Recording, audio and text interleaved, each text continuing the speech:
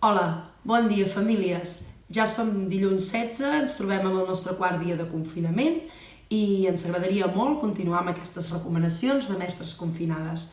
Mireu, m'agradaria molt dir-vos que els nens i nenes amb l'edat que ens trobem, amb aquests vídeos que estem fent per nens i nenes en edat escolar, és molt important que mantinguem uns hàbits i una rutina diària, encara que no hàgim de complir uns horaris, que és aixecar-nos aviat, fer-nos el llit, arreglar-nos l'habitació i al matí dedicar-lo una mica a fer aquestes tasques més escolars. Nosaltres avui us recomanarem un parell d'apps, a mi m'agradaria recomanar-vos.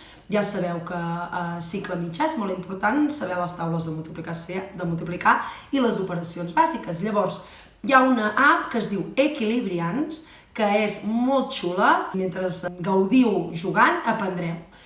Ja veureu que és molt xula. I llavors n'hi ha una altra, que aquesta seria més de llengua, d'imaginació, que és per crear la vostra pròpia història.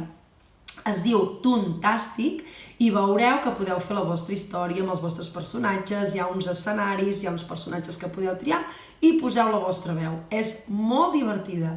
Espero que en gaudiu i us agradin molt. Eva, moltíssimes gràcies per les teves propostes. Aquí us deixo la meva. Avui la proposta ve d'una pàgina que es diu totnens.cat. És una pàgina molt interessant on ofereixen múltiples propostes per fer, algunes d'elles ara són impossibles, però segur que amb aquesta col·laboració de tothom aviat serà possible. Per anar-hi només cal que aneu a Google i poseu Totnens imprimibles monstres. Si feu això, a l'apartat d'imatges us sortirà directament un imprimible per confegir monstres. Per fer-ho tenim boques, ulls, orelles, nassos de diferents formes, tenim diferents plantilles del cos de monstres i també tenim un dau. Amb aquesta activitat hi podeu passar força estona perquè heu de retallar i és un joc per a fer en família.